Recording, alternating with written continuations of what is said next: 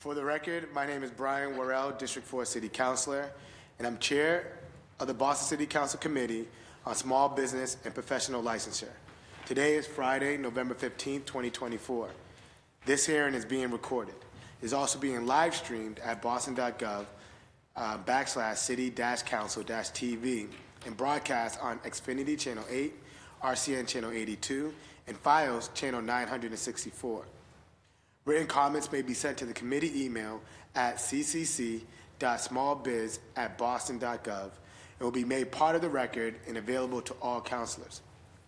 Public testimony will be taken at the end of this hearing. Individuals will be called on in the order in which they signed up and will have 2 minutes to testify. If you are interested in testifying in person, please add your name to the sign-up sheet near the entrance of the chamber. If you're looking to testify virtually, please email our Central Staff Liaison, Shane Pack, at shane.pac@boston.gov for the link, and your name will be added to the list.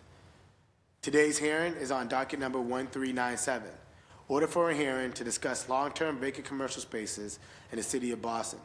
This matter was sponsored by Councilors Benjamin Weber, Julie Mejia, and Enrique Pepin, and referred to the committee on September 18, 2024. Today I'm joined by my colleagues in order of arrival, Councilor Flynn, Councilor Aaron Murphy, Councilor Julie Mejia, and Councilor Ben Weber. We have received letters of absence from Councilor Coletta Zapata, Councilor Pepin, and Councilor Louis Jett. We also been joined by the administration and testifying on behalf of the administration. We have Chief Idowu, Chief of the Mayor's Office of Economic Opportunity and Inclusion, and Lindsay Sweat of the Office of Economic Opportunity and Inclusion, Strategic Initiatives Manager in Small Businesses. The floor is now yours. Yep. Good morning. He's diving right in. Yeah, no, I'm sorry, I was not expecting that. I was waiting for the usual, all right, great. Well, good morning. It's a pleasure to be here, and we're looking forward to this important discussion. Councilor Weber, Councilor Mejia, Councilor Pepin, we thank you for sponsoring this hearing order and giving us the opportunity not only to chat about it, but to learn and to trade ideas on how we address this issue. Vacancies are, this is an important issue. Vacancies disrupt the culture and vitality of our neighborhood districts. In fact, this body rightly, a few years ago, I think this was sponsored by Councilor Flynn, actually. What? I did it. Oh, no, not this one. But a few years ago, the council brought to the floor the issue of dark stores and the impact that they were having on our communities, because even though they were filled, it still looked like they were vacant. Because of how they were operating. And so we appreciate you're now bringing this conversation, not just on vacancies, but talking about how we address it. A couple comments here. So vacancies in our districts, our neighborhoods thrive with the synergy that's created by multiple uses. I mean, for all of you who are district councilors, the hustle and bustle of our main streets is important, not just for supporting the small businesses, but attracting others to the neighborhood, making folks want to live in that area because of what's right down the street from them. And so when there are too many vacancies on our main streets, other businesses are negatively impacted. The more vacancies there are, the fewer or the less foot traffic you see in an area, which means that there's less support for our small businesses. Property values also decline. The lack of presence creates opportunities for crime. And long-term vacancies that sit unused and unlisted also prevent new investment. And we see this in particular in communities of color, where there have been for a long time vacancies in our main streets like Roxbury, Mattapan, other places. And so therefore we also see the correlation with the lack of investment in the properties and in the neighborhood. And then at the same time, again, these vacancies also, sometimes if what the hearing order suggests, that there are some landlords who do this on purpose because they're waiting for a national chain or for new investment to come to the neighborhood that they can profit off of, they also wind up not taking care of their buildings. And so the blighted properties also create, a negative vibe in the area. Today, though, the city has been exploring ways to address this problem. One of the things is how we collect the data, but also programs that we've launched to address it. I see one of our Main Streets directors here today, who we're very proud of and looking forward to her comments. But we rely on our Main Streets directors and the 20 different Main Streets across the city to monthly report out to us the vacancies that they are finding in the area. And then as well as our planning department, which has a research division on a regular basis, updates my department and others on overall economic statistics, but also the vacancies within our neighborhoods and across our downtown and other commercial core areas. One other thing that we are, so in addition to collecting the data, two things that we've been exploring. One is, I think, is suggested in the hearing order, a vacant property registry, which we're happy to talk more about, something we've seen other cities do.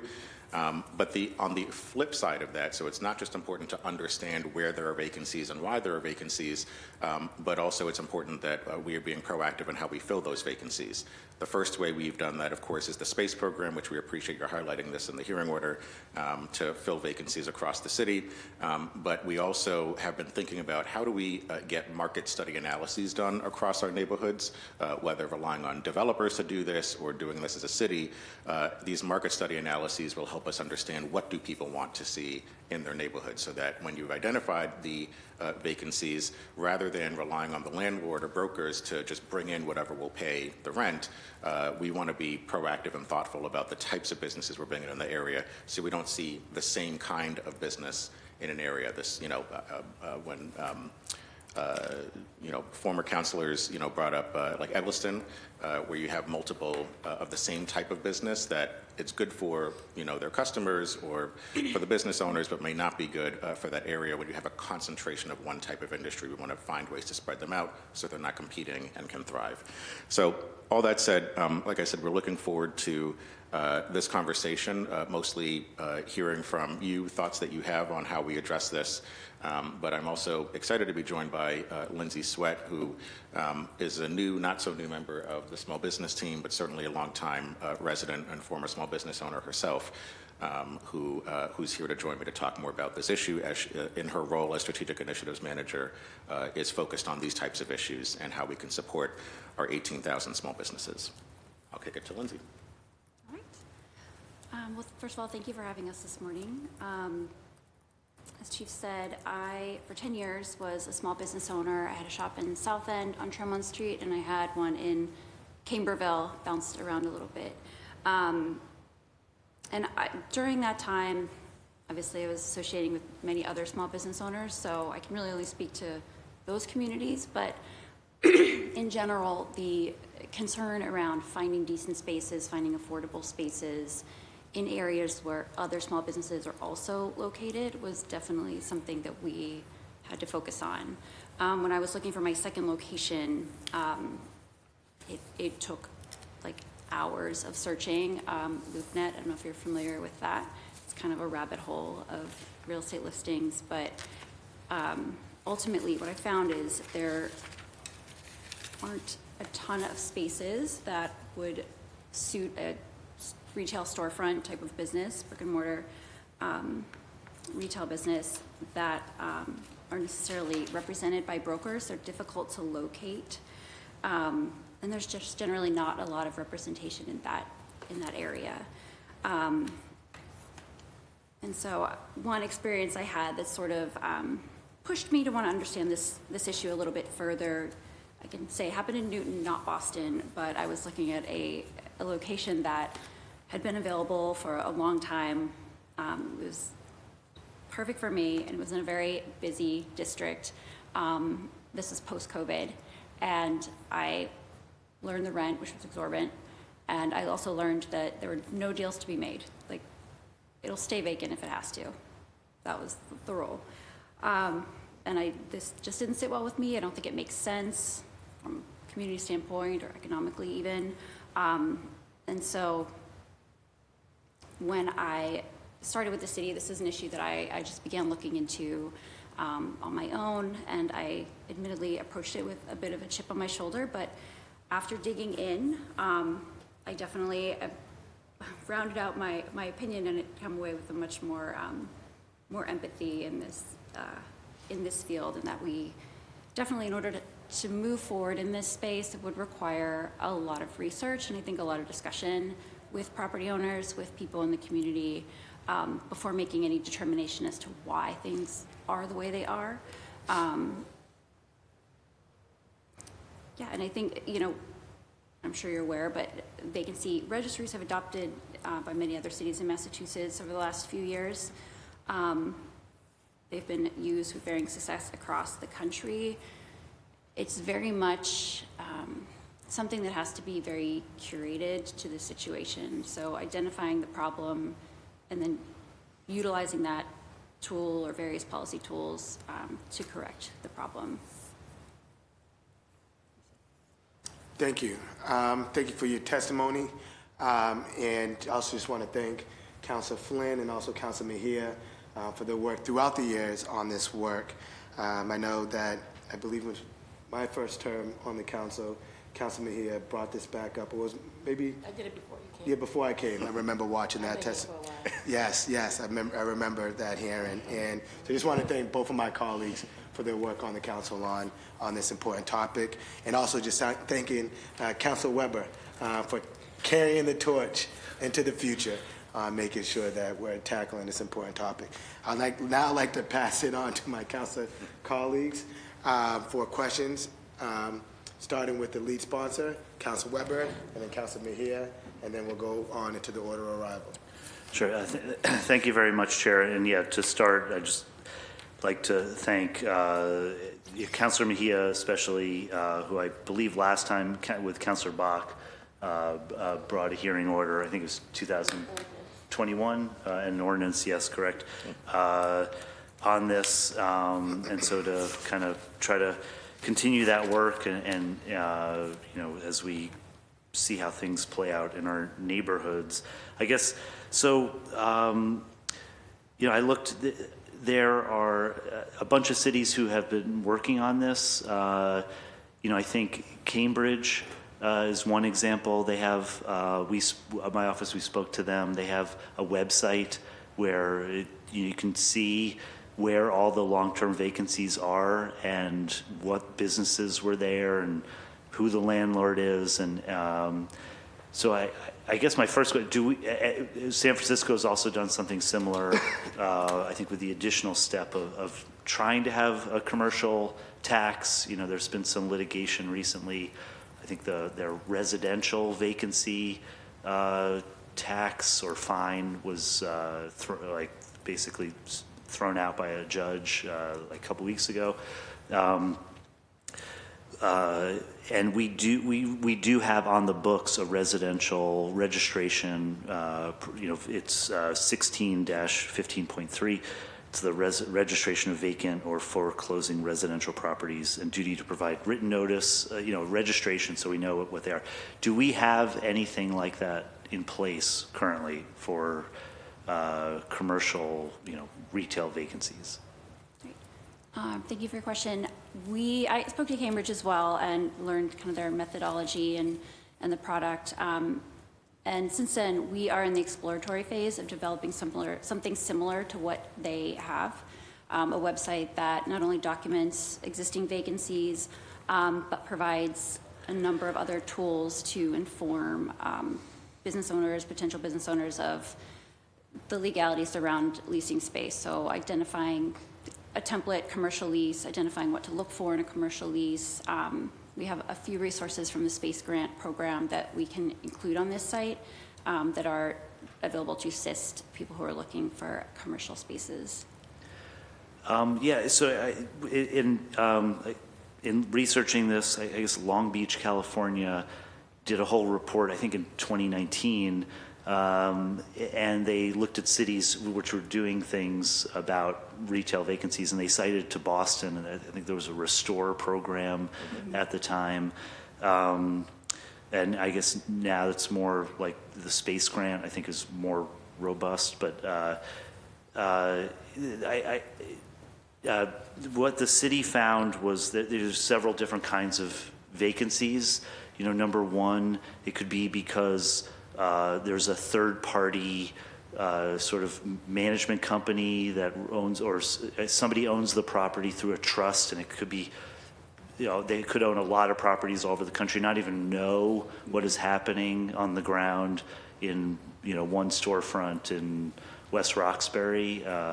Another is where the property owner wants to do something, but they can't because they don't have the resources, and it needs, the electrical needs to be fixed or something, and they just can't, bring the building up to code, or they don't even know, how to do that, and they could maybe use assistance from the city.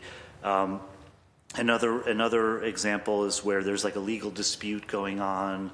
The one property owner is fighting with another over who actually owns it, or something. It could be two families. There's an inheritance or something, and nobody really knows who owns the property.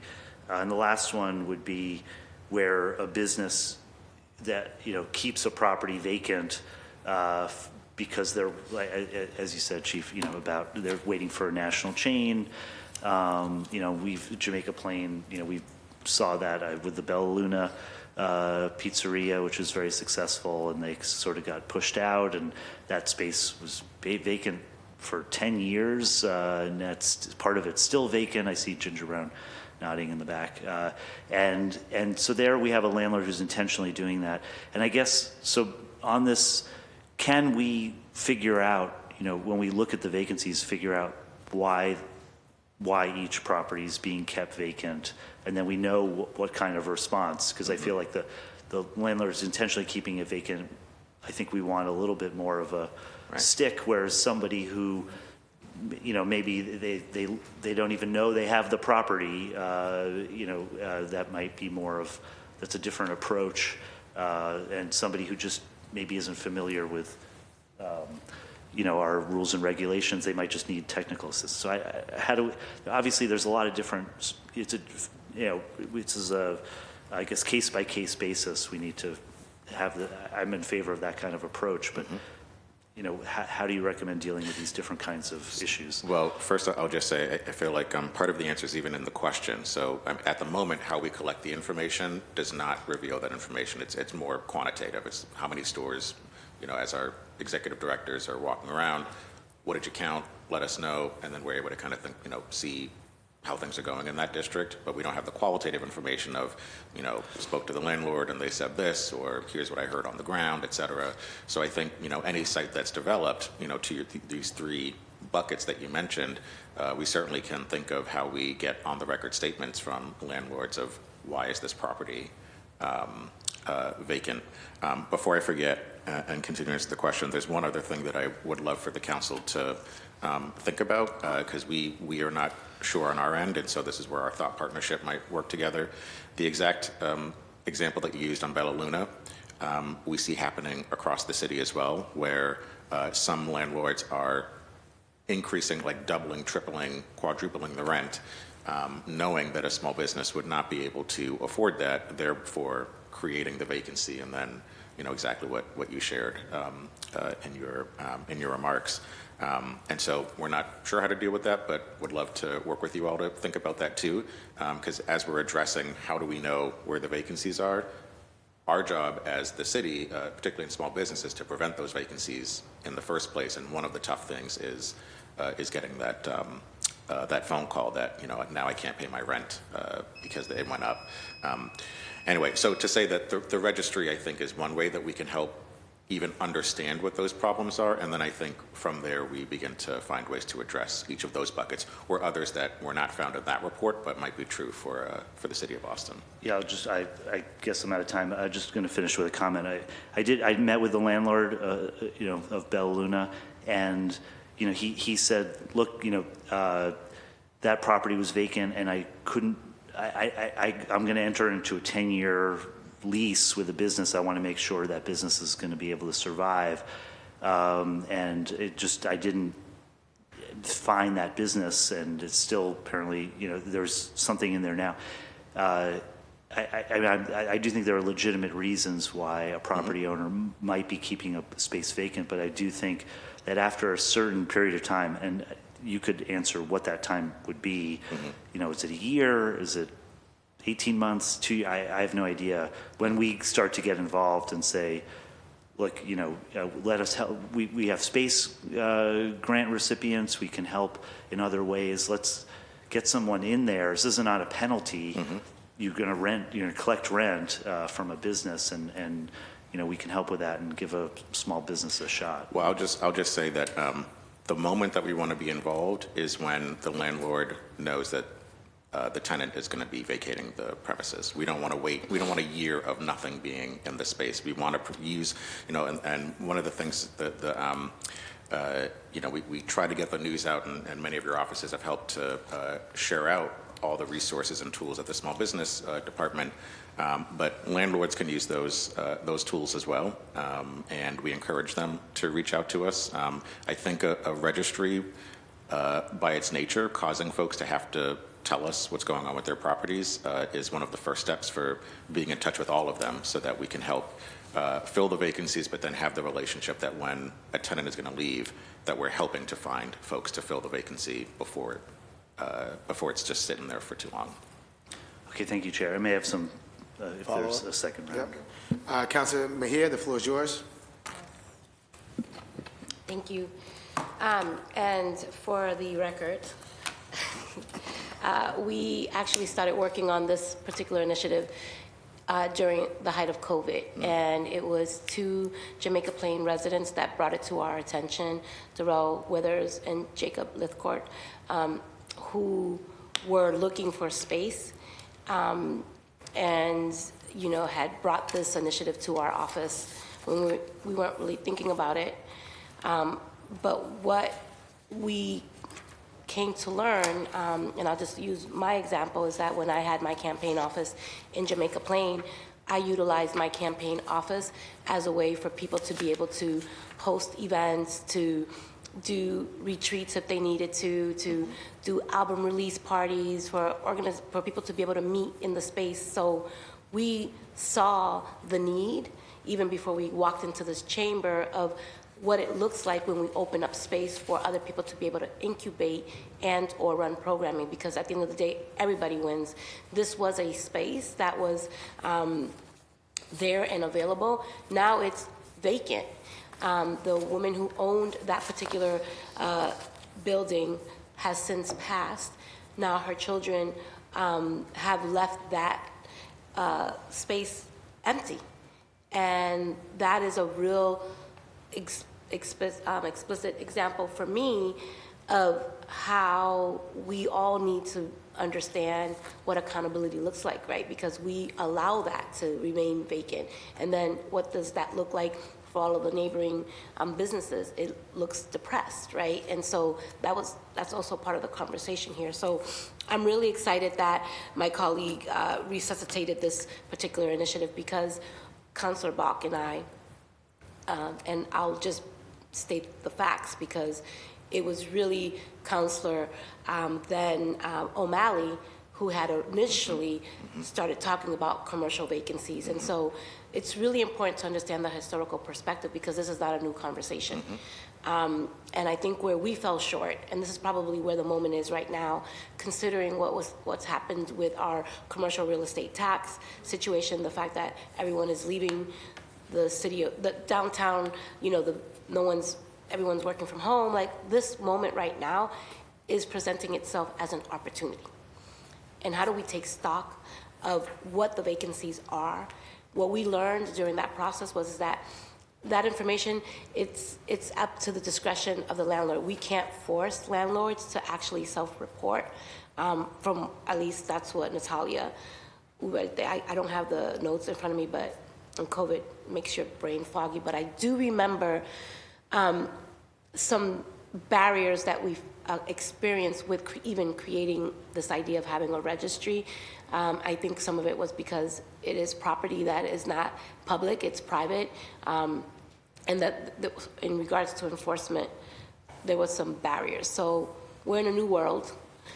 One of the things that I'd love to see and hear from you, Chief Idowu in particular, is there's this national trend right now where a lot of local states are really trying to figure out how they protect themselves from overseas investments, because Boston is prime right now. We have a lot of commercial vacancies, and there is a scenario in which folks with LLCs who don't do business in the city of Boston, don't even live in Boston, let alone the state or the country, can really swoop up and grab a lot of these commercial vacancies. So I'm curious about what are the guardrails that the city is thinking about, looking at the perfect storm that we find ourselves in today. Can you, if there's anything that you can share around that? And I'll go through, and I appreciate you even bringing up Councilor O'Malley, former Councilor O'Malley. I remember when I first started this job, he was one of the first folks I met with, because that's one of the things that I remembered, and there was a lot of energy around that proposal. Not so many that were, well, I think you remember.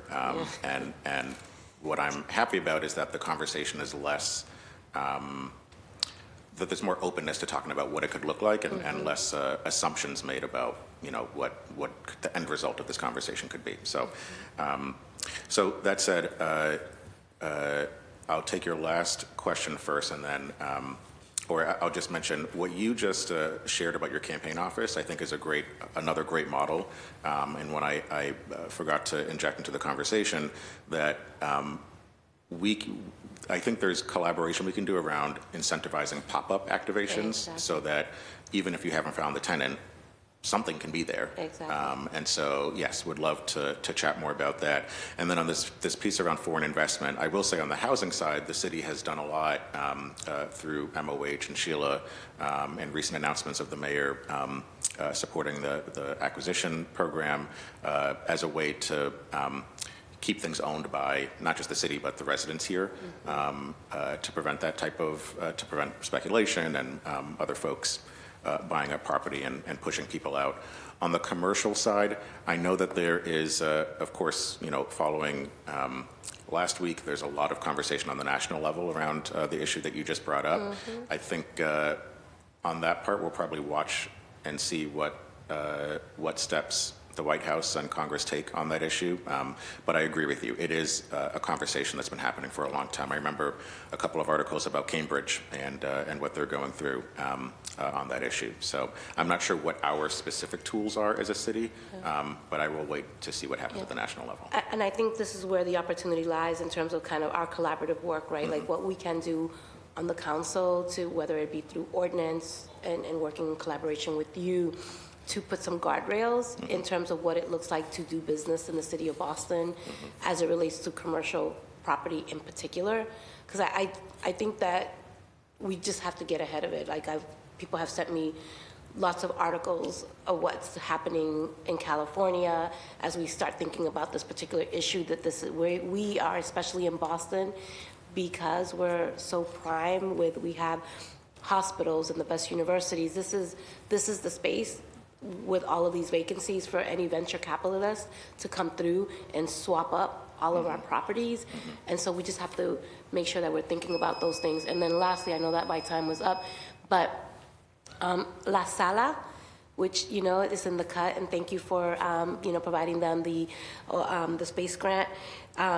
They are a amazing example of what it looks like to utilize space, because they did a pop-up for Charlie, some brand clothing line, and he was able to sell as a pop-up. He had 25% off all of his items. And so I think while we have these conversations, we're talking about fixing it from a structural place, but there are little things that we can do to incentivize people to utilize maybe even mini space grants, right? Like you could create something like that, particularly in Dorchester, Roxbury, Mattapan, where there's just so many vacancies and people who are in need. So I think that the city's well positioned to really lever their funding and their initiatives to help support entrepreneurs. So I look forward to my next round of questions and continuing picking up on the what is possible. Thank you, Councilor.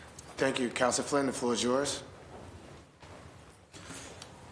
Thank you, Mr. Chair. And thank you to the sponsors. Thank you to the chief for being here. Thank you to Lindsay for being here. And I just want to acknowledge Donald Wright as well for the important work he is doing. I had an opportunity to work with Donald for at least 6-7 years, and He's an outstanding and dedicated city employee. My question would be on this issue, and Chief, you know I represent the downtown area. One focus I have worked on for many years now is trying to get City Hall, but also downtown coming into the office. I think that does have an impact on vacancy and how some floors are unoccupied in the city, especially in the downtown area. But BPDA, ZBA licensing, I think if they came back in person, it would set an example to others in the downtown area that they should also come back in person, and we would see more business in downtown. We would see more traffic and people in the downtown area. We would see more people going to restaurants and socializing in the downtown area, the financial district. Again, wanted to request that BPDA, ZBA licensing, and any other board should be in person, to include Zoom for persons with disabilities and our seniors as well. But are we heading in that direction, Chief? Because I think it is critical to Boston that we do come back to work 5 days a week. The pandemic is over. Well, I don't particularly have the answer to whether or not those specific departments are here 5 days a week, but I will say that, as I think you know as well, that the downtown has been experiencing a great recovery since the onset of COVID. Just last month, the BID shared that 2.4 million people came through the downtown area to support our small businesses and other events that were happening in the area. I think there's also a renaissance afoot, as just last night I was at 63 Franklin for, well, I can't say the organization, they asked us not to, but there's a nonprofit that just acquired that property that's helping to address homelessness in the city. And we're seeing a trend where a lot more nonprofits are looking at and potentially acquiring properties down here to help reimagine what these buildings are used for, as we know that most companies are either maintaining their 3-day work week or exploring other models. But I agree that more foot traffic is imperative for the health of our downtown core. The way we do that, I think, though, there are many ways to bring more folks in the downtown area. But I do appreciate that advocacy. So just want to follow up on a couple of my colleagues' questions or comments. If a floor is vacant and there is a need for a small business to go in there, they just can't afford the rent, and maybe the owner of the building is intentionally keeping it vacant for various reasons, do we check to ensure that that person that owns the building has paid their property tax? They're 100% in compliance with their property tax? That is a good question that I don't have the answer to right now, but I appreciate your asking that. I can definitely look at that. I will say that, unfortunately, because we don't have this registry, a lot of that winds up being anecdotal, so we don't often hear that. But I think that's a good flag that we can look into. Okay. I just would not want someone to be sitting on a vacant storefront that someone could use, and especially if that person is not paying their bills to the city. I think that enables the city to pursue this legally, certainly to get the property tax, but also to encourage them to lease the space to someone that might need it. Do we keep track of who of the businesses that do owe outstanding property taxes to the city? I believe the assessor has that list. Okay.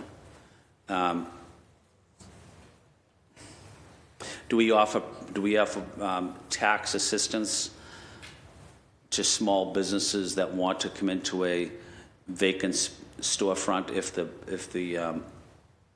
if the cost is very high for them to go in there? Do we offer them financial assistance?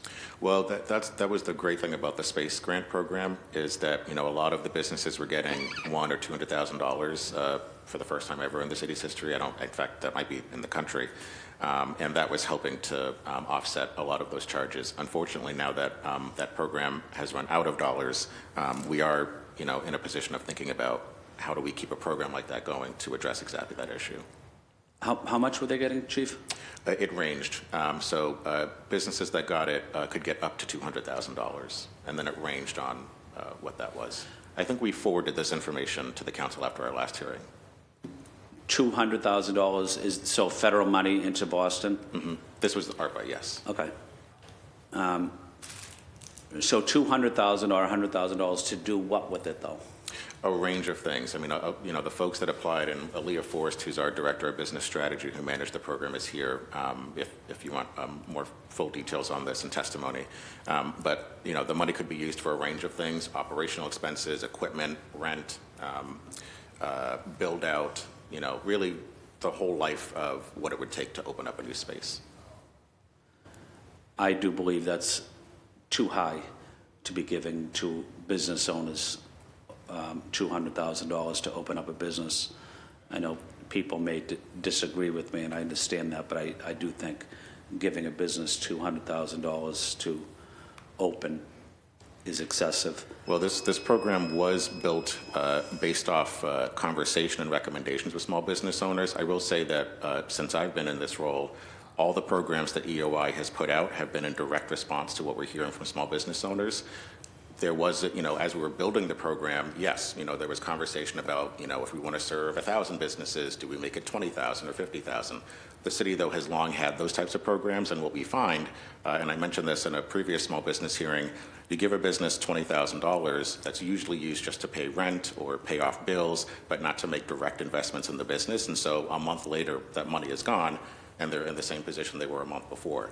$200,000 allows a business, first of all, to find a space that will take them, because a lot of them don't have the money, as you kind of just said in the tax question, that will take them because they don't have that money. So it made them more attractive to landlords. There are a couple of space grantees in your district, sir, that would not have made it there if they did not have the space grant.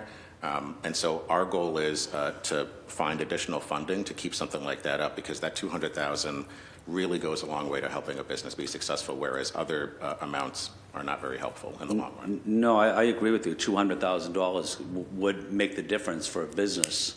And I do acknowledge that some of them are in my district, but I for the record, I do think that's still taxpayer money, $200,000. I do think it is very high for a business to receive that type of money from the city or from the federal government. Thank you, Mr. Chair. Thank you. And I'm a big fan of the space grant. I've seen it work. Just more recently with Sorrow and Lime over there on Blue Hill Ave. And this was a longtime owner who owned the property that fell on hard times. So the building itself, whether it's the floor, whether it was the HVAC system, the roof caving in, and the owner itself couldn't revitalize that space enough to make it attractive to rent. And what happened with the space grant and the vision of the owners of Sorrow and Lime is that now we have a new revitalized place on Blue Hill Ave, and that would not have been done without the space grant and that assistance. So I think it's very, very innovative and creative. And one of my questions was, now that it's running out, where do we go now? Mm-hmm. But I'll save that for my round of questions. But I'll turn it to Councilor Murphy. The floor is now yours. Thank you, Chair. Thank you to the panelists. And I'll start with those questions first. I know when we were here last time to approve the additional opera funds to expand the space grants, I'm not sure if we got that list. I'll look, but one of my questions also was who's on that panel who gets to approve. And definitely a great program, and know many, well-deserving businesses who received money to help them keep their small businesses open. but the money's running out, and how many businesses were able to be chosen? So I'll work backwards, Counselor, and thank you for the question. As we'll announce this coming Monday, 90 businesses have received $10 million overall in space grant dollars. They've helped to create 600 new jobs, and that's just the first 61. So for the 30 that are being, or 32 that are being awarded, that stands to reason how much they'll add, but we can average and say 300 based on that's what it was for the previous segments. And to your other question on who's on the panel, as I shared, and I can check with IGR, but I was very sure that, because I remember there was a document we filled out to be responsive to your question, other questions of who got the money, what neighborhoods, and who sits on the panel. So I will check with them to make sure that you get Awesome, that. thank you. And one question about, I have the original invited panel. The chair, I know the Commissioner of Assessing and Kairos and Nicholas were invited, but they're not here. Was there a reason why they didn't come? Let me check my emails and Okay, notes. right, awesome.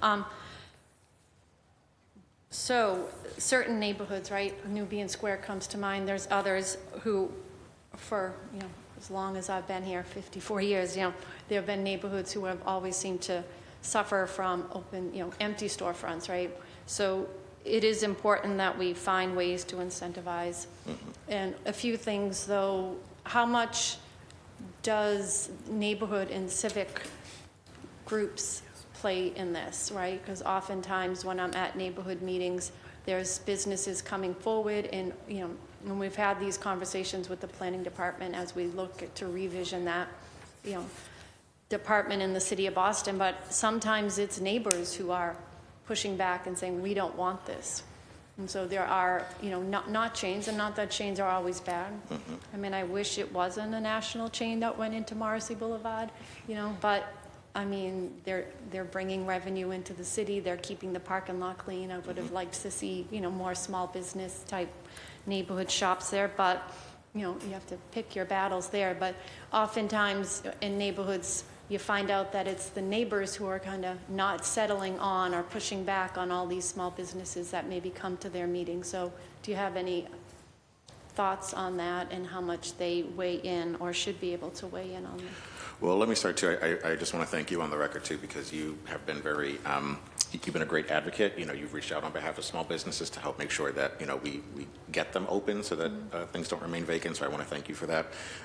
And, on this question, I agree. I mean, I don't want to demonize chains. I think, a neighborhood having a chain, I think, is good as an anchor tenant to help, kind of make it more attractive and bring others in. But in terms of neighborhood associations or these meetings, we don't have any data, so I wouldn't be able to say, this is what the impact is. I can say, though, that we support the small business throughout their journey. We talk with neighborhood associations from the beginning to make sure that they're okay with what's coming in. And certainly through what measures we have, I think of the licensing board, at least, while it may take neighborhood feedback, we certainly don't want it to, exactly to your point, just let that keep us from allowing a small business to open and operate. Yeah. And I know some of my colleagues have touched on this, and it's like lots of different pockets here of this conversation. There's commercial spaces that have just been empty for a very long time, or there's landlords, or there's current tenants who aren't being good neighbors. I think of one in Councilor Flynn's district where, right at the Rotary there, across from St. Monica's, they were open, but they weren't being a good neighbor, and it took all of the, the South Boston electeds, neighbors, Andrew Square Civic to kind of really put pressure and have like meetings outside of their storefront, and now it looks much better, right? So sometimes too, it falls on the advocacy of neighborhoods, and then we know that that's not always equitable. So what do we do, and how can we support or advocate neighborhoods who feel that they're maybe not vacant but not the best tenants? And on this particular example, was it the storefront was blighted or? Yeah, and they were doing construction that didn't have proper, staging, and there were, some illegal behavior going on in the parking lot that, many neighbors felt was being ignored. So the police were also very involved in helping support that and the neighborhood liaisons. Yeah, I mean, a specific policy or program doesn't come to mind on how we would address that citywide. But what I will say is that, our office is always open and available for folks to reach out. Again, we appreciate and rely on our Main Streets directors, at least for the areas that they cover, to keep in touch with us, to bring us in when needed to help address situations like that. And I think to Councilor Flynn's point in his earlier questioning, there are opportunities for us to invite our departmental colleagues to, check on, do they owe, and what are other mechanisms we can use to hold them accountable. Yes, and the main streets are great, but, they don't cover all of the neighborhoods, right? Right, So right. what supports do those neighborhoods have if it's not main streets? Well, just to say that as an example, but of course we are in touch with any neighborhood association through ONS. ONS has been very, very good about quickly reaching out to us to let us know what's going on so we can jump in and be helpful.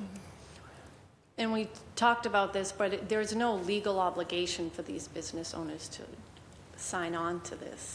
Correct. Right.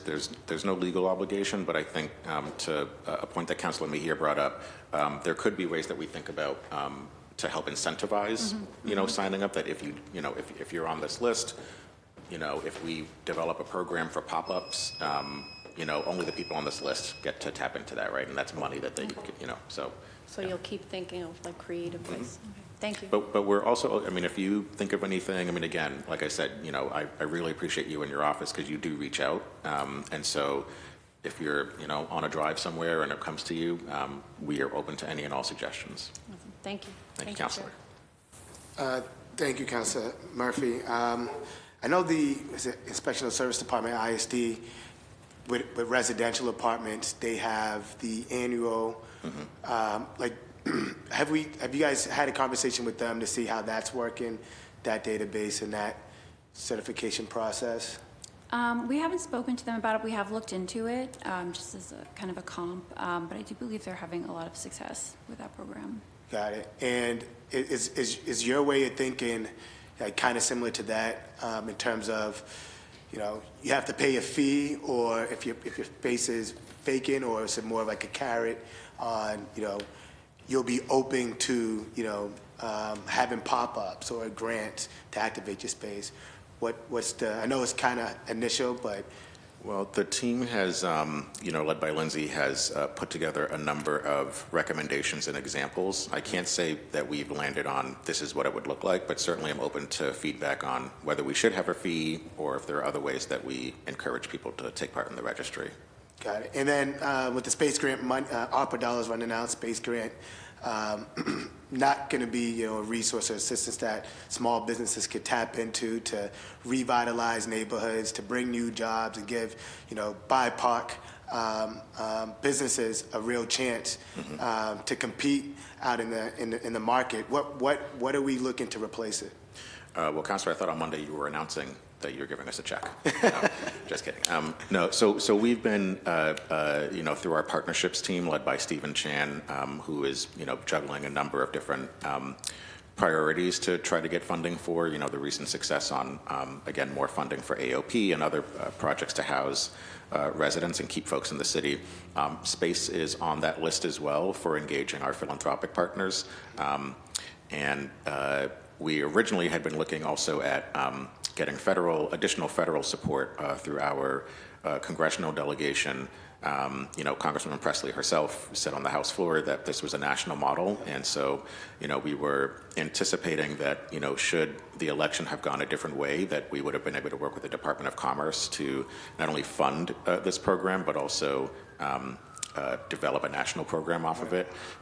We don't know what's going to happen in D.C., but I am in regular touch with her office to think about how we might get federal funding for this as well. Awesome. And I'm just thinking of a few locations that was awarded the space grants and they moved in, and just kind of seeing like how that space, changed from night and day. And I would just encourage you guys, like, if possible, right, just those pictures, right, of when that business wasn't in there, to what it is now, like capturing as much of that as possible to kind of continue to tell the story on top of, the jobs and everything else, like just the visual of the new space just being revitalized and being more vibrant. So just capturing that as well.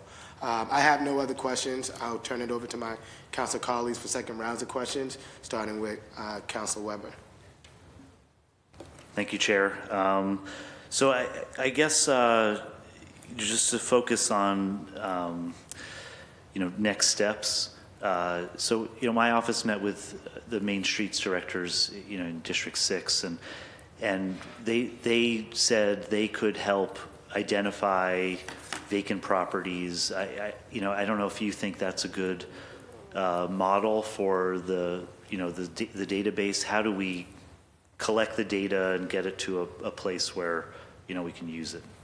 Yeah, and it's funny because I was reading through the recommendations that that my team gave me on this, and I don't know if it's in San Fran or somewhere else where it said the way they staff this is they just get all the interns in the office to go out on the street and count all the vacancies. I'm like, okay, but I don't. Yeah. Anyway, so I will say up until now that's what we have been doing, but I think through a registry, if the city is launching something, in addition to our Main Streets directors, I think of our own small business team out on the ground who are out in the field anyway. I think of the role that ONS can play in this, and then other partners. There's also a question of if we need additional staffing because I think that's, if you look at the programs across the country, part of the issues are administrative, that they don't have the capacity to either maintain them or keep them updated on a regular basis. Yeah, and then I just like to clarify at least how I'm thinking of this. In San Francisco, who we spoke to, this does not apply to the downtown area. I mean, we have a lot of discussion here about commercial spaces and buildings and COVID and vacancies. This is an issue for outlying neighborhoods where space could be filled with something, but it isn't, as opposed to we have space downtown that's office space that's not being filled because the businesses don't have people working or for whatever reason.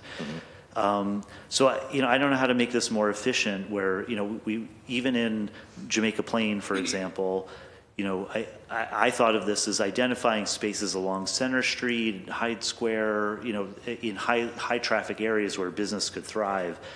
We don't need to necessarily target spaces that are, that are sort of industrial spaces way off the beaten path. I don't know if you have any thoughts about, how we can do this in a target. That's why I thought Main Streets would be a good resource because they're out there every day, walking up and down our main streets, for lack of a better term. And so, I don't know if you have any sense of how we can do this where we produce like a database we can use and we don't end up with something that's just identifying stuff behind the Home Depot in West Roxbury that just, it's, you wouldn't want to put a knitting supply store back there because nobody's going to be going by there. Right. I don't know if you had any thoughts on location and where to focus. Sure, and Lindsay, I don't want to dominate, but I will just say to this question that, again, Main Streets does support that effort right now. However, I think from your first round of questioning, the qualitative data that a registry could help collect on a regular basis, like the standardizing of that, we do get information, but again, it's more quantitative. And so I think a registry will help to create a story around why a particular site might remain vacant. And your office could handle the legwork on this? Well, the budget season is coming up, sir, so I will, but again, our team is incredible, and, it's a small but mighty team, I think, as I said at the last small business hearing, the amount of work that they continue to do every day. And I think that, if we were to create a registry, what is built into recommendations is how we would implement that on the city side to kind of spread it out across different departments rather than just adding more work on top of a chunk of work already. Okay, and then just quickly, if you'll indulge me for one more second. So there were hearings in 2018, 2019. Councilors O'Malley and Andrea Campbell, worked on this as well as Councilor Mejia and Councilor Bach. And I think at some point before 2020, and the reason why we invited the Cairo Shen is that BPDA had shown some interest in being involved in this process. I don't know if you think that would be helpful or... Yeah, well, I mean, BPDA also had a different function at that time. And this, one of the things I brought up in my opening statement was exploring market study analyses, which is something that I would rely on the BPDA to do, either as part of the research division on a regular basis, kind of conducting those types of analyses, or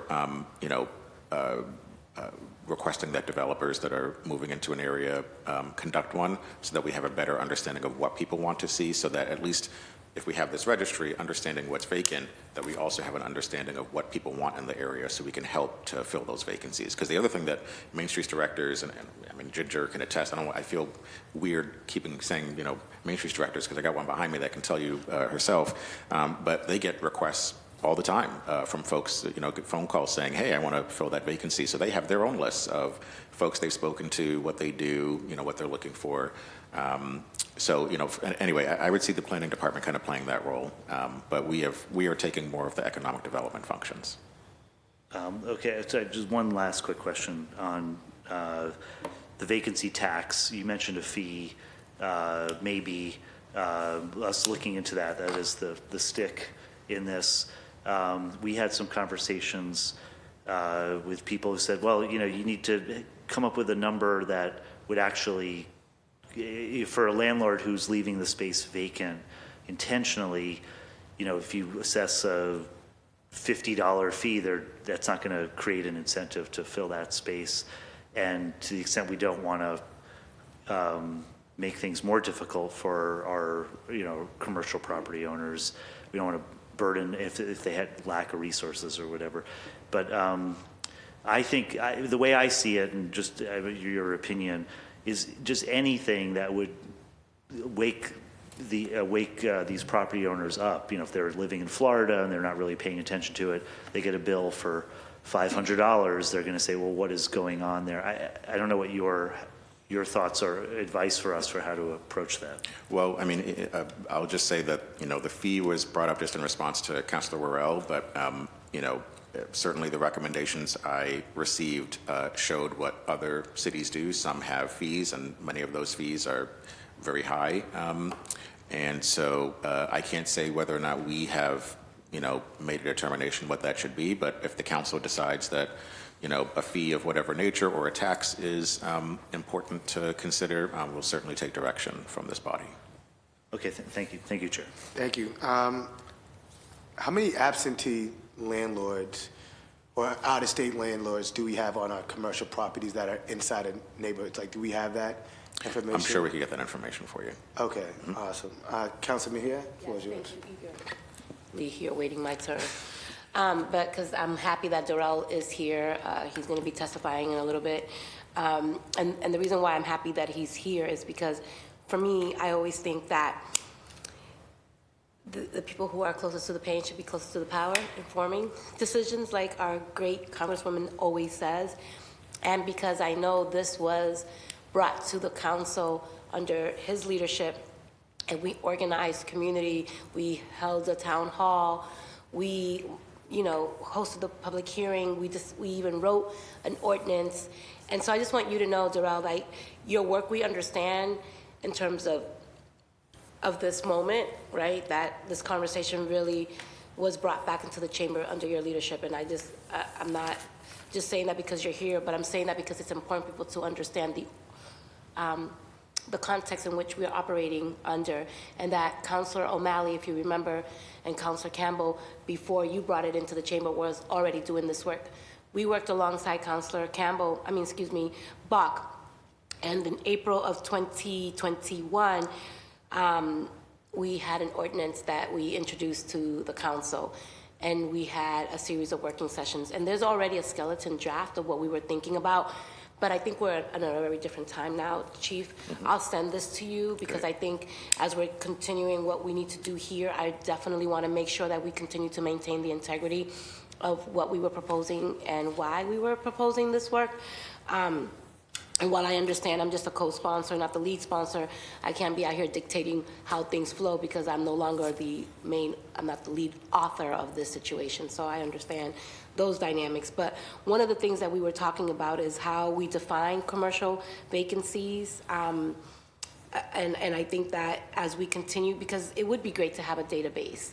And I think it's important for us to start thinking about what that database is and the information that we will gather. So some of the things that I think we should consider is kind of the length of time that a space has been vacant. It'd be great to know what if there was to be a commercial tax, because that was the initial intent. We wanted to incentivize people while we understood that the tax could feel like a penalty. We want to make sure that we aren't creating more hardships for business owners, but we need to do something to get them to open up their doors. And so either we provide them with a tax for the amount of, a percentage of how much money is being lost in the city, in that particular area. That could be a metrics that we can use, right? And the reason why I'm pushing in this way is because we have the real estate tax, we have linkage, we have already as a city demonstrated that when we are serious about increasing our funds, that we find ways to do it, right? And I think the commercial vacancy tax is a win-win for everybody. And that's how we have to frame it. The commercial real estate industry should not see this as something that is being done to them. This is a added value. Contrary to what my colleagues may believe around the space grant, that $200,000 circulates those dollars in Black and brown communities and communities, low-income communities, right? So I do believe 200 may not even be enough. And some of the commercial tax that we will collect can help support keeping the space grant open, right? So let's think really holistic here, like the domino effect that this could potentially have. So I'd like to hear your thoughts, because there's already an ordinance in draft mode here, and as we have this hearing, I'd love to really make sure that we're utilizing your experience to make sure that we redraft it in the way that this woman is calling for. So we'd love to hear your thoughts on some of those things. Sure. No, I appreciate all of that, Counselor, and I'll work backwards. Just to say that, I definitely understand where Counselor Flynn's concern comes from. I know that taxpayers, being one myself, are always trying to make sure that money is being spent appropriately. And we'll just say that I think taxpayers will be grateful. I mean, the ones who are visiting Sorrel and Lime, Danny's Queer Bar, Bold Skin Babe, and the other 87 grantees will find that this was a very, very useful way to allocate, taxpayer dollars. No, go ahead. Oh, yeah. I was just thinking about, these businesses are also paying taxes. Exactly. That's Right? So it's like, Right. if we could just probably, like, if they stay in business for 2 years, we probably recoup, right, that money back. So I was just wondering, like, what that analysis is on recouping that. That's it, and I think it's but again, appreciate it being lifted up, because now that the program is essentially concluded, we get to now analyze what is the impact, and we actually have. Just free marketing here, we do have an RFP out right now for an economic development study to kind of, part of it is to review the programs that at least EOI and other select programs have done since November 2021 to assess the impact. A lot of times, local and state, local government doesn't do a great job of doing that, and that's just across the board. I'm not singling out Boston, but anyway, so I will look forward to that. But working backwards, Counselor, absolutely, we would love any notes. I will look up the hearing and listen to it, the ordinance, all that, because, work smart and hard, right? That's so, right. And I'm sure there were a lot of great things that were brought up then that, we have not looked at or brought up today. And so, yes, we want to learn from what's been suggested. And, I was just sharing with your Chief of Staff, Counselor, that, anytime, phone calls, meetings, whatever, while I appreciate these opportunities to speak publicly and deliberate and share ideas, I also don't want to have to wait until there's a hearing to talk about these. And so in between, would love to, connect and go through it, share ideas, and then, build something together, because, this is an important thing for us to tackle. So we're definitely open to continued conversation. Yeah, and thank you for that. And I've seen that, and I am grateful for our partnership. I think that this is where the opportunity really lies. It's like going through the tape and hearing what Natalia had shared in terms of some of the barriers, I think could help us understand how do we grapple with that.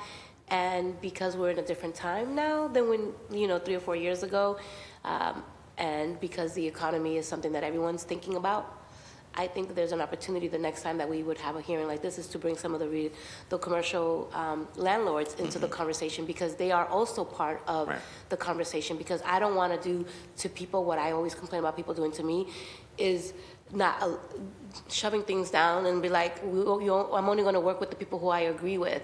But no, we have to find space to work with the commercial landlords, because they can provide some insight, and then collectively we can draft something that everybody feels like they're winning and everybody feels like they're losing, right? Like there has to be that level of policy making as it relates to this. So I don't know if there's any commercial landlords signed up to speak about this, but I do know of some that would be really good thought partners, and that are also, they have their storefronts vacant right now. And if we bring them in, we could say, what can incentivize you to open it up, and maybe even run a little pilot. I would say just even something small to begin with, to show what is possible, before even filing an ordinance and making it. I just think that maybe a little practice might help inform.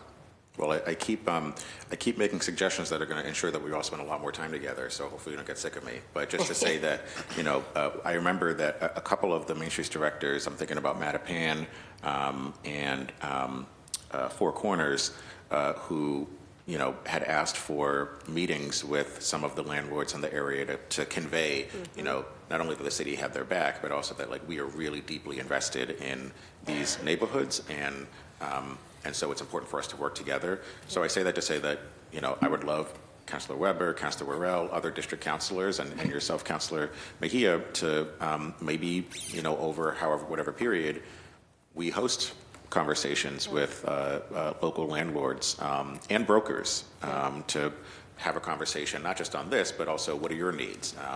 And because again, I'm trying to think, to your point, Councilor, I'm thinking holistically, what we do to track and understand the vacancies, but then what the city and all of us can do to help fill those vacancies. So it's not just left to the landlord to wait for someone to reach out, but rather we're being proactive, supporting our Main Streets directors and other stakeholders to get folks in these spaces. Yeah, and lastly, I'll say, and I understand Main Streets already has a lot on their plate, and I think that any additional items that we engage them in should come with a budget so that they can execute against those deliverables. And I also think that this is an opportunity for workforce development. There are a lot of young people who do summer employment. This could be a project that, I know other peer leaders do programs around going to bodegas to see who's selling cigarettes illegally or whatever. Like there are ways for us to do this with existing resources that would not require us to spend too much money if we just invested in maybe even Madison Park Development Corp. They have like over 100 young people that they train that then work with small businesses. This could be a group of young people that this could be their project, a little bit older, maybe 17, 18, 19, year olds who can then, this could be a pipeline.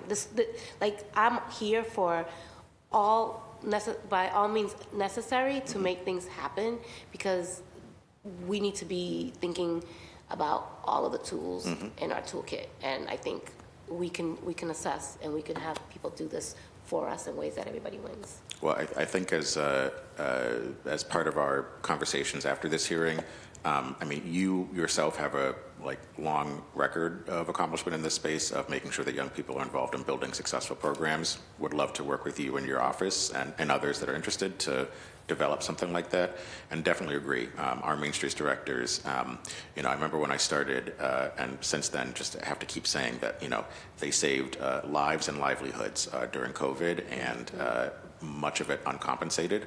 And the reason why our districts are, so that there's a stat right now where right now our neighborhoods are at 2.2% retail vacancy, which is one of the lowest in the nation. However, great stat that, we can, be grateful that we're, not Philly and other cities, but that 2.2% has real world implications. And I would say that the reason why it's that low is because of the work that our Main Streets directors have been doing. That is why we made the $5 million investment in Main Streets to increase their budget. And we're grateful that Eric Estevez is now the new executive director of the foundation. And, we've been in conversation with them about, how the foundation can help to provide additional funding to support our Main Streets. Thank you, Counselor. One of my last questions before we move on to the community advocates is, what I hear oftentimes from residents is that they want a mix of retail inside of their small business, inside of their business district, and I think what I won't say fair, but I just want to make sure that we're being cautious of is that when we're forcing landlords or encouraging landlords to fill this space, right, that we're also taking in consideration the variety of businesses that residents would like to see into the neighborhood. Because sometimes residents, they feel like are all entrepreneurs just looking to open barbershop or hookah stores, right?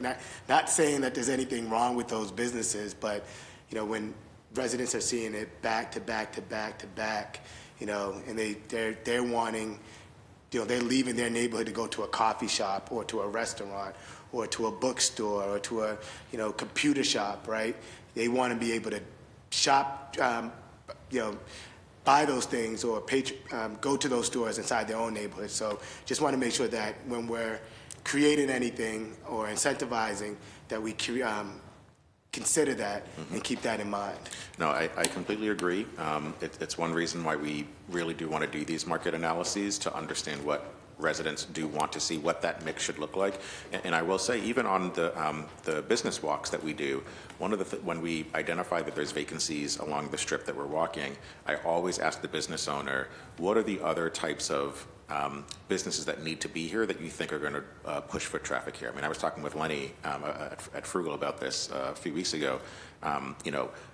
We control bowling buildings, so we know what we're going to put in this building. But but I was asking him, and I've asked others, like, what are the other types of things we should be considering for bowling? Or talking with the landlord, the property owners in the Nubian area about bringing in that that if it's family oriented, we know they're going to go hit the coffee shop and then come visit the bookstore and then go do this other thing, and they're going to be there for the day, right?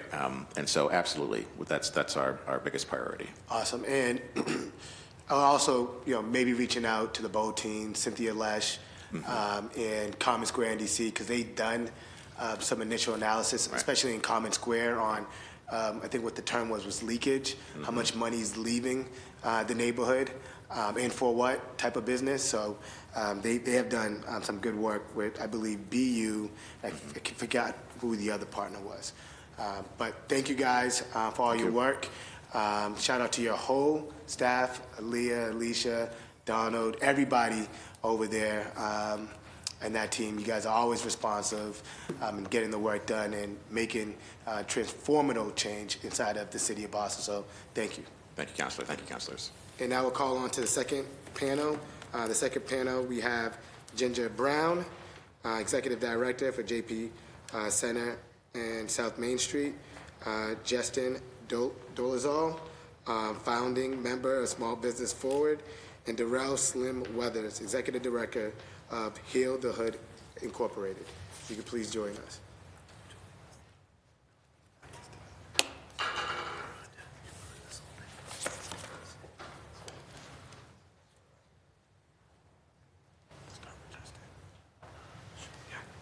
Justin, since you're up on the screen now, if you have any opening remarks, the floor is now yours. Hi, thank you. Good morning. I appreciate you all having me on. So again, I'm Justin Dolzel, owner of Bar Part-Time in San Francisco and a founding member of Small Business Forward, a progressive advocacy group for small businesses in San Francisco. So whether it's the Haight-Ashbury, Castro, North Beach, or the Mission, we saw real estate speculation pushing up commercial rents prior to the pandemic across San Francisco a few years ago. In one neighborhood alone, the Haight-Ashbury, we saw the number of vacancies rise from 6 to 21 out of 150 storefronts. So that's vacancy rate that rose from 4% to 14% between 2016 and 2019. That pattern was repeated all over the city, and we lost hundreds of small businesses leading into and then, of course, during the pandemic. The storefront vacancy tax has been phenomenal in addressing these vacancies so far as it's created a necessary incentive for landlords who are keeping storefronts vacant for many months and often years. At the peak of the pandemic, the Haight-Ashbury, again, we use that sort of as a example. The Haight had 34 vacancies. This is over a 22% vacancy rate. But with the implementation of the vacancy tax, we've seen that number drop down to 14, which is about a 9% vacancy rate by last year.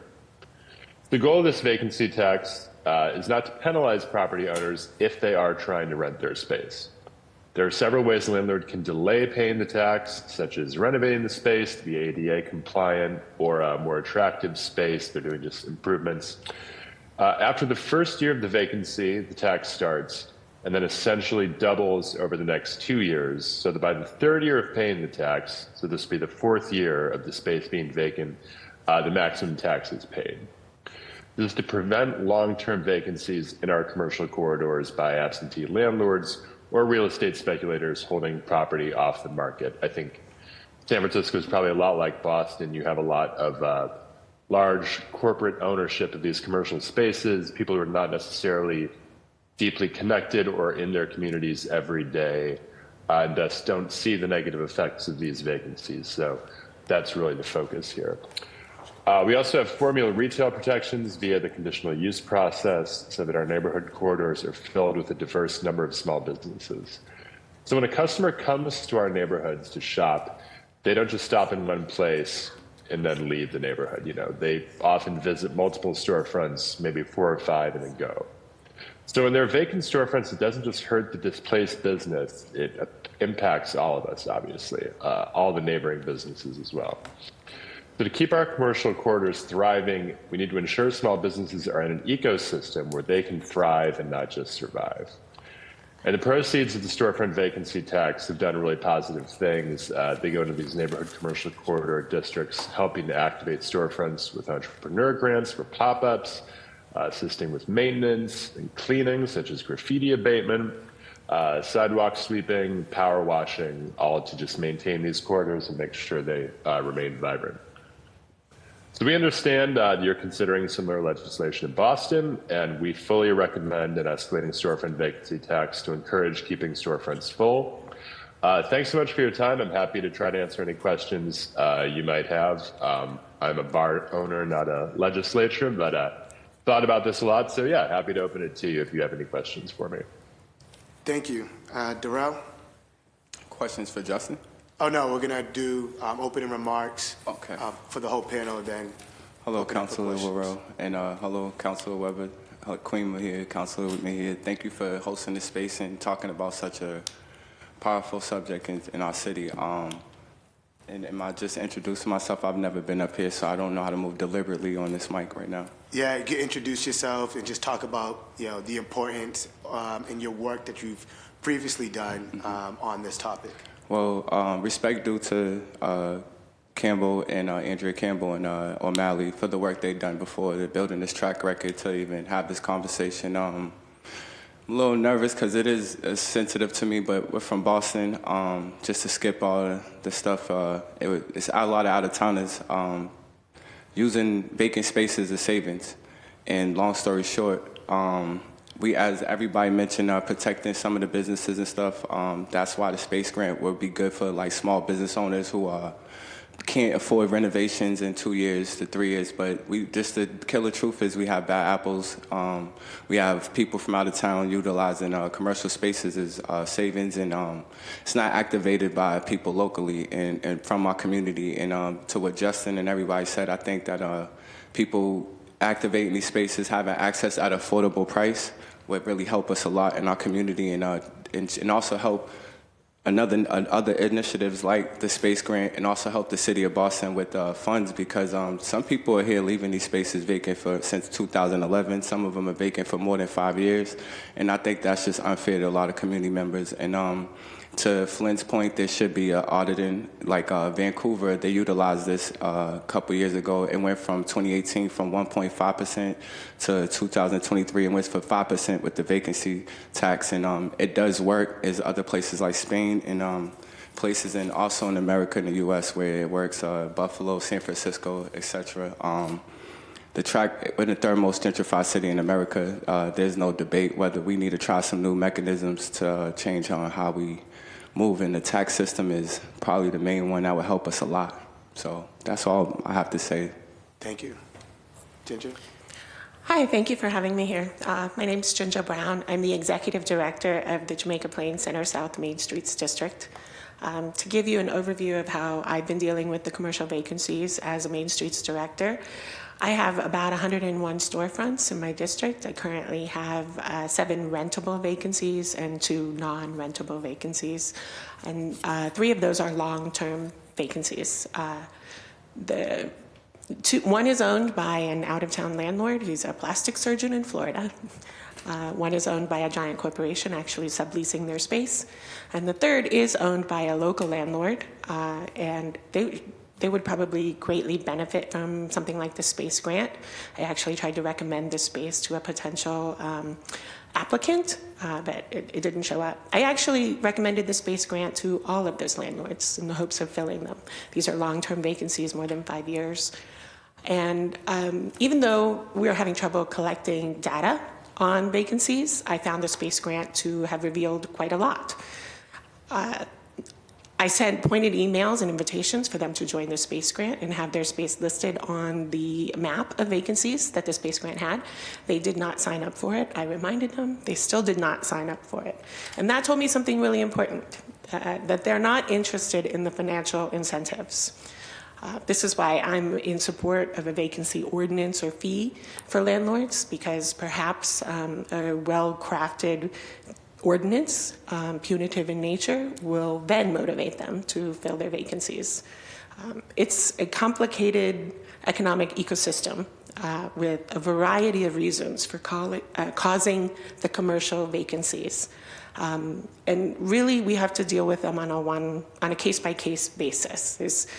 A vacancy ordinance will help, and I believe it needs to be well-crafted so that it doesn't end up punishing well-meaning building owners and landlords who are themselves business owners. But if it's not crafted to motivate those absentee landlords, and if it doesn't end up being a high enough fee, it will just be a drop in the bucket for a lot of them, particularly a giant corporation. So I'm not, as a Main Streets Director, seeing any movement in what we can do boots on the ground to affect these landlords. And that's not even to speak of landlords that are out of country. So that's where we are as a Main Streets Director. We are happy to report data. I'm a big believer in it. But we've reached an impasse, and we need to take the next steps. I loved that the space grant helped small businesses, and by tackling vacancies, it was sort of a 2 birds with 1 stone idea. But the revelation that the financial incentives did not motivate particular landlords has revealed that we have a bigger problem, which is how do we make those landlords community stakeholders? How do we get them more invested in the community? And I think if we're addressing blight, we've got to go the way of a vacancy ordinance. One more thing I'll say is if we're going to collect data, we should make it a 311 option. I am approached all the time about vacancies. What is your Main Streets doing about it? I'm sure as counselors you are too. So if we ask the city of Boston, the people who live here, if you see a vacancy, please report it on the 311 app. It's open source, it's public information, it will give us a timestamp so we know how long those vacancies have been there, and then perhaps we can have a dedicated person behind the scenes to research the vacancy and find out more about it. So that's all for now. And I also want to say that I heard the conversation earlier about how the tracking method would go. I was a part of the proposal in 2021 passing the tracking method for the commercial vacancies. And one thing I would say is it's not that hard. We have to have asset tracking. So it's just asset tracking, and that's as simply as it. And Main Streets could handle that. And I think that's something that we could get on immediately to get accurate numbers. And like I said, in Vancouver, they had 20,000 people doing auditing to ensure that the vacancy and make sure that landlords are not leaving their place vacant without renovations or some type of excuse. This is not a savings in Boston to just leave a place when there's so many great-minded entrepreneurs that we see every day don't have a chance to access these spaces at affordable price. It's just clearly not fair. And the space grant would be great for those small businesses and those renovations, but upcoming entrepreneurs could move deliberately and think bigger if they had more access to something more affordable. So, Thank you. Now I'll turn it over to my council colleagues for questions, starting with the lead sponsor, Council Weber. Thank you. I guess just Mr.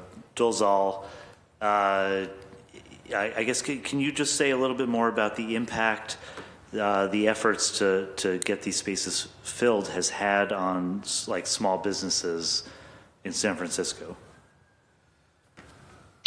Sure. I mean, speaking generally, our tax is in its infancy. It's in the first couple of years. So, frankly, we're still in the process of figuring out the best way of, categorizing, getting a list of vacancies together, and then implementing this tax. And of course, the data coinciding with the, COVID sort of withdrawing and its impacts does shade that slightly. But we certainly have seen, as I mentioned, neighborhoods like Haight-Ashbury, but kind of all over San Francisco, vacancies which were not just driven by COVID, but by a surge of speculation in the years just up to COVID. We have seen those vacancies drop. I think that, as I mentioned previously, large kind of corporate landlord interests often will, in a place like San Francisco and Boston is obviously the same way, where land and real estate is always going to be a pretty solid investment for the long term. Absent any sort of incentive or financial penalty, these interests will often say, well, the going rate right now to rent this commercial space might be X, but if I hold out for a few years, certainly this will go up. So I might as well just keep the space empty. Again, we talk about this as sort of a disconnect from the community and not really seeing the effects of that vacancy and that blight on these commercial corridors. So having this incentive, we think, has really been a powerful motivating tool. And again, we don't want this to feel like it's just a punitive penalty thing. We believe that this is a way to incentivize landlords to behave in a way that will benefit communities as a whole. We all want vibrant, thriving commercial corridors, and we think this is a really good way to get there. So yeah, I don't know if that directly answered your question, but go ahead. So I think New York, the state legislature there was a bill pending that would only apply to New York City. I think it's like 1% of the value of the storefront, or whatever. What's the, I guess, what is the fee in San Francisco? Pardon me just a second. Let me get you that exact figure. That's if you want to give me 1 minute, I can come back to you. And I to address some of the, I think, concerns of my colleagues. I do think once we come up with a proposal, commercial landlords will definitely be part of the conversation to figure out what is going to work here. So I definitely think that's part of this. I think we're at the beginning, and once we sort of figure out what the need is and what we can do to address it, then we can sort of should bring that into the real world. I think we will need to involve the property owners. But I guess for Mr. Weathers, I guess. Yeah, so you have been you've occupied a storefront, right around the corner from my house. I've been a great neighbor. What's it been like to deal with the city to get that space filled for I don't want to call it a business because it's more like a community service engine than like a retail business. But so I guess how can we make it easier for you and for someone else who wants to do the kind of work that you're doing to get into these places? Well, thank you for asking, and thank you for the compliments. We try our best to be good to our neighborhood because we are the people we feed and we support. So I would say this, strains is for any other small business trying to open a business up. A lot of processes, a lot of city processes, there's a lot of access, but it's just hard to really get to all the access there is in the city. It's just a lot of processes. I would think that would be one of the biggest strain. And other than that, though, there's a lot of issues. I can't go into the layers of that, but speaking for other businesses and everything, I would say just upkeep in the place. Things like a small, like an income tax or something, we could utilize that as like a space grant, just something that could help small businesses like us coming from the ground up in our community, upkeep it and keep on moving deliberately, things like that. So yeah, I think you're speaking the chair's language. He's often highlighted how hard it is, for a startup business to get the licenses and all the approval they need just to get going. I think that the biggest thing with the vacancy tax that connects to what I'm saying right now is that it does take a few years to get your business going. So like I don't want to be, like he said, I don't want to be punitive, just placing harsh things on people. But one thing I will say, after 5 years, if you didn't get it together, you made no renovations, and you're just leaving it vacant, you should be taxed. And I think a couple years, some way to protect the small businesses would be great within the vacancy tax. Okay, and then for Ginger, how much work do you have to put in to figure out who the landlords are for all these places, and do you need help with that, or would our Main Streets organizations be able to take that on? It varies by different main streets, and we're basically at the mercy of the agent or the landlords if they're self-renting. For one of our stubborn vacancies, we can't get any further than the agent. We can't get in touch with the landlord at all. We cannot have a conversation with them. We feel like that's the next step, but we're stuck. We've asked the Office of Economic Opportunity Inclusion if they can also try to contact him, and there's been no response. So it's easy to find out who it is. There's a public registry for tax assessment. Anyone can look at it. But actual contact, particularly if they're absentee landlords, is very difficult. Yeah, maybe they'll respond to the city as opposed to their local Main Streets. I don't know. I feel like when something has gone on and we're talking about the spaces we all know about in JP, that some other intervention or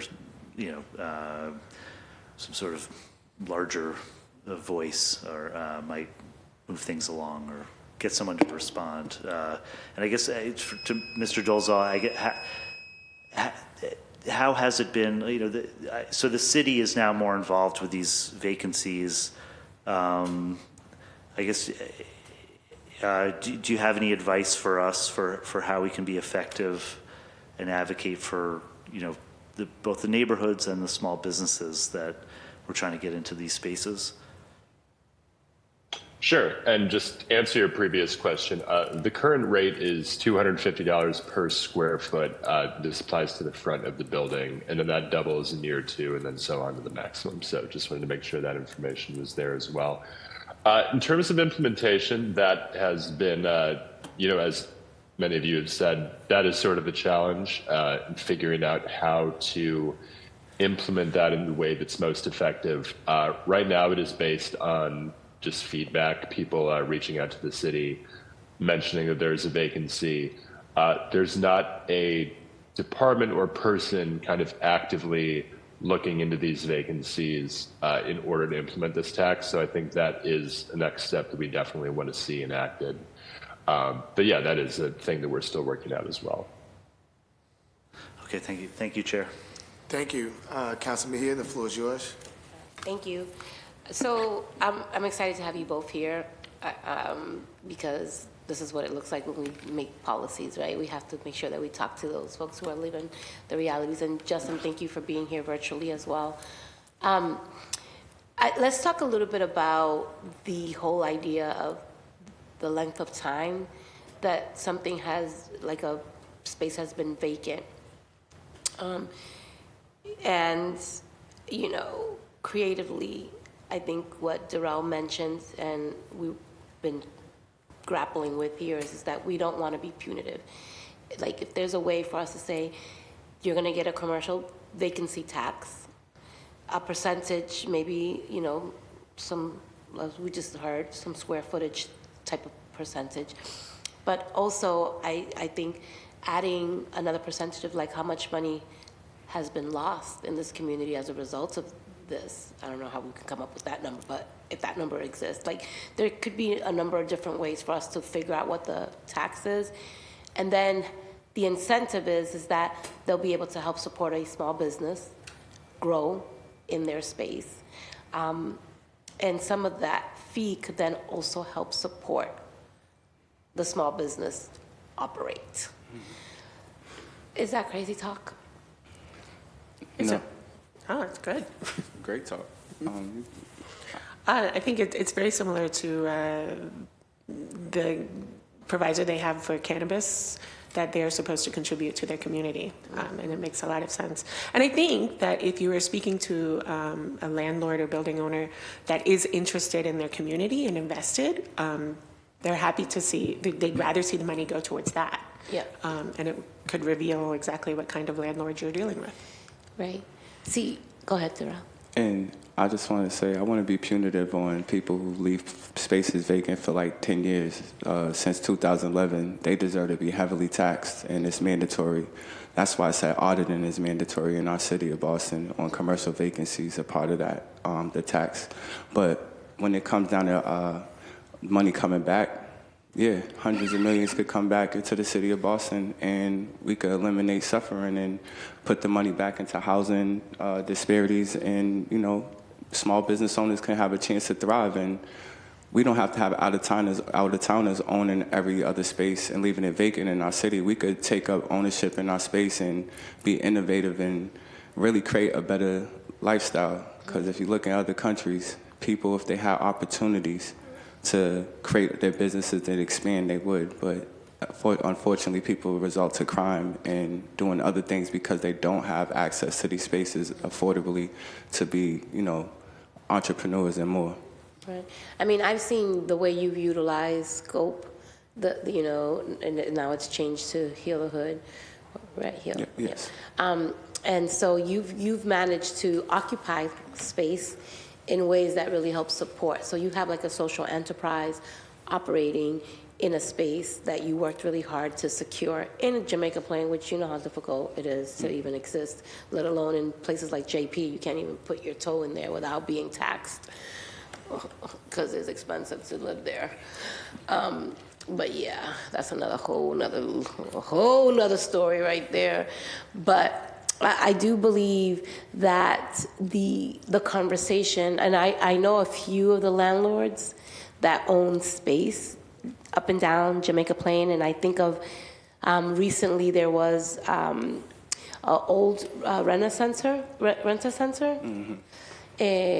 And that now it's a jewelry store. Yeah.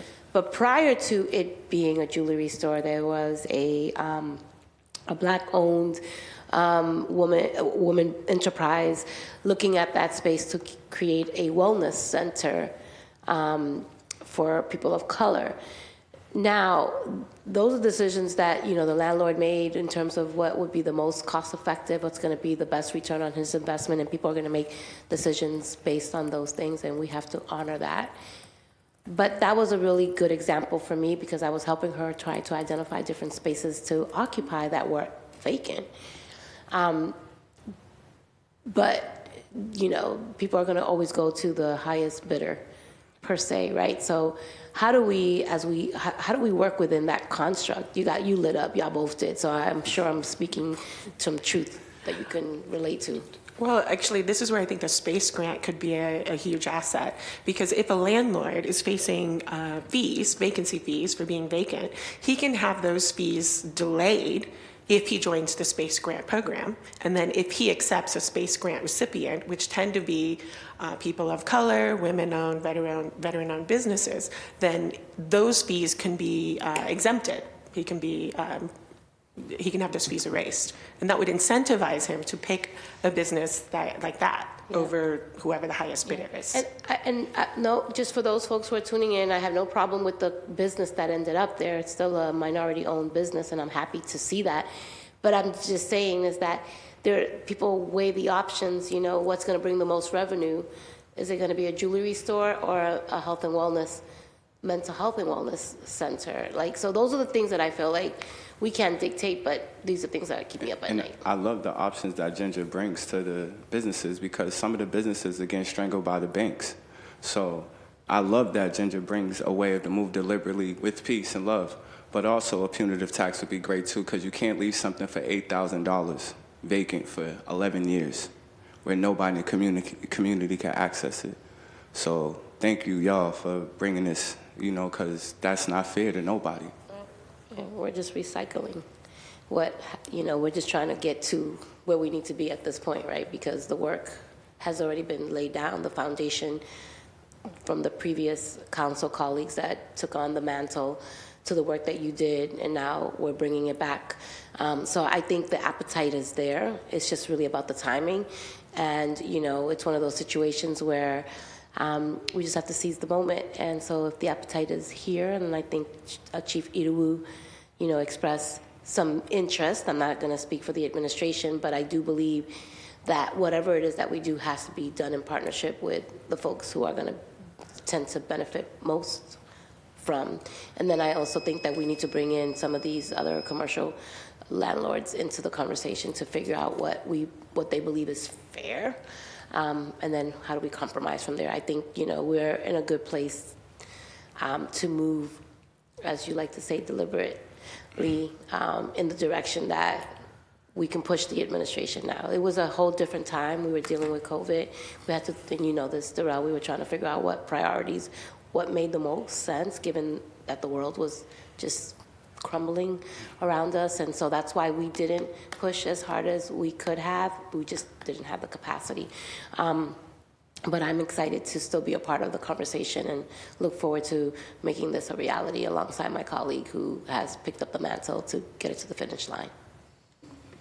Thank you. And I know your colleague who has picked up the mantle has second rounds of questions. So, Council Weber, the floor is yours. Okay, I guess, and I don't know any of the panelists. I feel like I'm trying to remember who I spoke to about this, but it was to come up with sort of like a basic neighborhood sort of needs.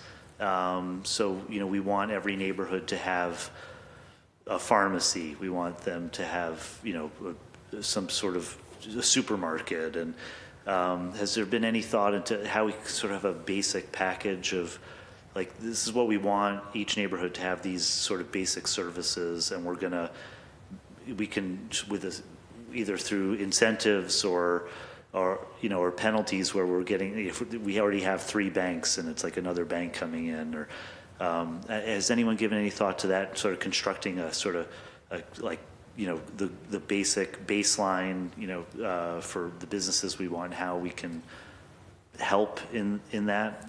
I don't know. I see heads nodding, but I don't know if this is... Yeah. Well, it wasn't me who had that conversation. Okay. But what I will say is that's essentially the work of what we call our economic vitality team. And they look at the mix of businesses in our district. However, that in and of itself can be incredibly problematic, because a small group of people saying these are the only kinds of stores we want in our district, you can see where that can go awry. Yeah. So just making sure that your businesses meet the needs is really, of your residents, is about recruiting businesses to fill your big vacancies that your residents want. And that's what our economic vitality team focuses on. So it's a slippery slope, which is, I know, people hate that, but Yeah. Only thing I could think of was having people like city planners with a great track record, like Carlos Espinoza. I hope I'm saying his name right. Who used to work at JPD&T, Carlos Espinoza. But also having people in the community who have a good track record and aligning them to speak on what city planning looks like for development. just one more thing, though. I mean, it is about building a resilient local economy. And Councilor Mejia brought up, like, COVID changed how we dealt with our vacancies. Everything got put on hold. But this is really important now because we have seen that those residential neighborhoods that do have that right business mix were more resilient during COVID. And I think those residential neighborhoods have far less vacancies than downtown because of that resiliency. So when we do think about that business mix for that reason, and something like the space grant and this vacancy ordinance can be tools that we can use towards that end. Okay, yeah. I think that's, if I can. Yes, Oh, please. pardon me. No, Of course. You're up. I just wanted to echo what the fellow panelists were saying. I think the idea behind this, and it sounds like you in Boston have already started this in a way that's really exciting, is that this can be a tool. It's not just a penalty. And wrapping in with things like the grant program you've mentioned, sort of a community-informed ideas of what sort of businesses or what types of businesses might be missing from the community and could really benefit. Tying that all together is something that I think makes this concept really exciting. So just wanted to say, encourage that and bravo to you for how that's been planned already. Yeah, okay, well, thank you. That's all I have. I'm just going to hand it back to the chair. I really want to thank, Mr. Dolezal, thank you for showing up. And honestly, in my conversations with people in San Francisco, I think this is a really well thought out proposal that, or plan that you have there. And certainly I feel like if we go forward, San Francisco is going to sort of be the guiding light, at least, for my office. But I also really want to thank my fellow JP neighbors for showing up, and it's great to see you. Thank you for aligning us. Yeah. Thank you. Thank you. Thank you so much. Yeah. Yes, thank you to the community advocates. Thank you for all your work that you have done already and continue to do in our main streets, in our community. And I'm looking forward to this powerhouse team of Councilor Mejia, Councilor Weber, Darrell, and Ginger to bring forward an ordinance that is going to make sure that our business communities are more resilient and are being intentional on uplifting Black and brown and just all small businesses across the city of Boston. So thank you guys for all your work, and I'm looking forward to what's going to be accomplished in the future. Thank you. Thank you. Now we'll go to public testimony. Okay, so now I'm going to go to my council colleagues for closing remarks. Councilor Mejia, the floor is yours. Well, he's the lead sponsor, so he should go first. That's the rule. Okay, Councilor Weber, as a lead sponsor, that was the precedence I set. Go ahead. I am just standing on the shoulders of giants here, so Everybody needs to know that. I would be fine if Councilor Mejia led off, but I'll just be short. I think, we have an issue with, some landlords keeping places vacant, and as we've seen in other cities around the country, that we can use databases, vacancy fees to promote the use of those spaces by small businesses, community, activists, and I think we could do a lot of good by paying attention to this and doing what we can to fix the problem. And I think we've heard some solutions today. Thank you. Thank you, Councilor Mejia. Yeah, thank you. I just want to thank my colleague for allowing me to participate in this process. I'm really grateful that I get to have a seat at this table. So I am grateful. But what I really wanted to also say is that I think I want to make sure that whatever it is that we end up doing, we do it in partnership with everyone who is a stakeholder and everyone who's going to be able to benefit and people who are also going to be impacted. So I think from the incentive standpoint, having Had lots of conversations with small mom and pop storefront owners that are black and brown, because we want to make sure that whatever we do, we don't have unintended consequences, right? That we have a sense of sensibility about what it looks like so that they don't feel it's a tax. I think giving them the opportunity to open up their shop for pop-ups and or for, short-term rentals until people incubate, there are ways to do it that everybody wins. And I think the city could play a role in dictating what that could potentially look like, but the database and having a real handle of where we are and a baseline of maybe, anyone 5 years or maybe 3 years and above, maybe identifying what is going to be the benchmark to hold those folks accountable. And maybe the first out the gate is maybe a warning. You have the next 6 months to open up your spot. If you don't, you're going to incur a tax, which that tax is going to help support small businesses in the immediate area. I mean, that's the level of detail that we need to start really thinking about, so that when we do, because we already have a draft, I'm sure that, and it was older, but I think we have a place to start from, based on what we heard from Chief Iruwu and from you all, just kind of updating it slightly to meet this moment, because we're not in COVID anymore. I think the crisis, the economic crisis is going to get worse. And because of the political climate that we happen to be in, we can find ourselves with venture capitalists owning every piece of land that exists here if we don't get ahead of this conversation. And I think right now, based on, Fortune magazine and everything that I've been hearing, just so y'all know, I read too. I have to be, I read. People send me things to read. That we have an opportunity to get ahead of it. And Darrell, I just want to say thank you for your leadership, because you brought this back to life into the chamber, and you've been one of the most consistent voices in this space. And so I just want to thank you. And Ginger, I look forward to working in collaboration with you, and to the chair for hosting an amazing hearing and keeping it on time. Thank you. And thank you again.